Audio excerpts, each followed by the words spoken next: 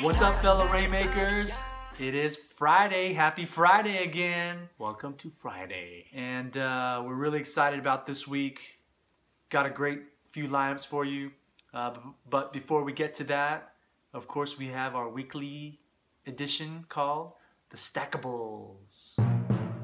So for this week, a couple guys I like are Tyrod Taylor Monday night and his partner in crime, Sammy Watkins. We like that on Monday night against the Patriots.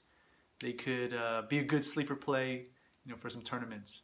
Also like Mark Sanchez and Jordan Matthews. They've done it before. Hopefully they could do it again. We'll see. Yeah, and two that I like this week are Joe Flacco with Chris Givens, okay? Remember last week, we were the ones to tell you about Chris Givens' 4,500 play, right? Mm-hmm. We said guaranteed at least 10 points. He got over 10 points. So this week, he's still 4,500. I mean, he's cheap. Try to get him in your tournament lineups, but stack him with Flacco. Chris Givens, he's still 4,500.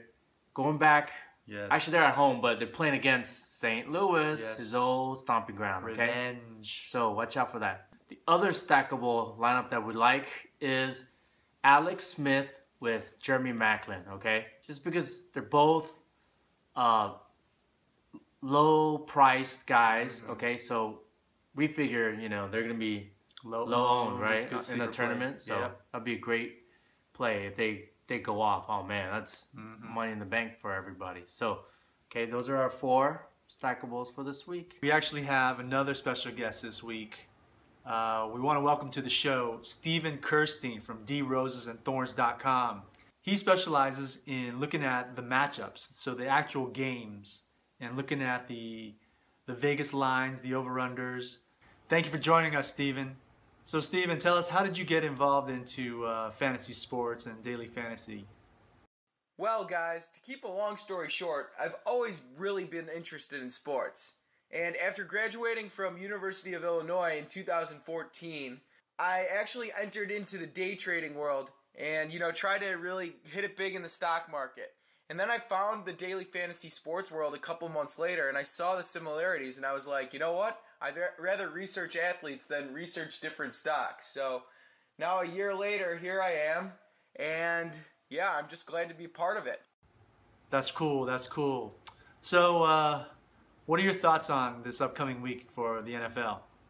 I really like this Oakland-Detroit game. It has an over-under of 48.5 according to sportsbook.ag, as of Thursday. There's a spread of 2.5, so the game should play pretty competitively.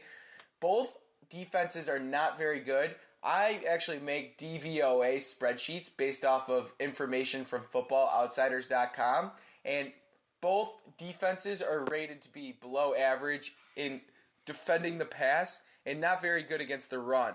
And what I particularly like about the game for DFS purposes and for, high scoring chances is the fact that neither team is that good at running the ball. So I think that both, sets of quarterbacks and wide receivers could be very interesting. Obviously, Carr, Crabtree, Amari Cooper are probably going to be heavily owned. But Stafford and Calvin Johnson might not necessarily be owned. The spread's only 2.5, and there's an over-under of 48.5. So Detroit is projected to score a bunch of points. Eric Ebron, Golden Tate seem like interesting options. So from a DFS perspective, I think that this game is definitely on my radar. In terms of betting, and for DFS purposes also too, this Denver-Chicago team. So I'm a Bears fan, and actually the last couple of weeks I've bet on the Bears and been right. But I'm not I'm not going to be a homer. I'd rather, be a good value picker. Now the Bears are kind of like everybody's jumping on the bandwagon, so I don't really love them. So I'm actually taking Brock Osweiler as a slight underdog in Chicago because Denver just has way more playmakers than the Bears. I think that Demaryius Thomas could have a decent day. I really am intrigued by the Denver Broncos running back situation, and I think both running backs, but more so CJ Anderson could be really interesting GPP plays because I think that Denver's really going to rely on the run and try to simplify the playbook for Osweiler this week. So I'm actually on Denver getting a point, and even might take them some money line this week. And if you want my spreadsheets, all you need to do is email me at drosesandthornsnba@gmail.com. I do, weekly NFL spreadsheets and then daily NBA. So if you guys are Hoops fans, come check me out. Okay, we really appreciate that, Steven. Thanks for joining us, and good luck. So if you want to check out Steven's channel, he goes under the YouTube name Destavster Cousins.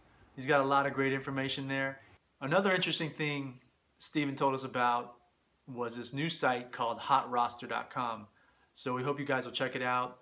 We'll have our own promo code, FFRainmakers, and we'll share some more information about that on our Facebook page and our website and Twitter. So please check that out. All right. So the moment you've been waiting for, here are our lineups for winning lineups. FanDuel, DraftKings, Yahoo. Let's go. Gotta get that cash, gotta get that money. 사랑할 때 아니야.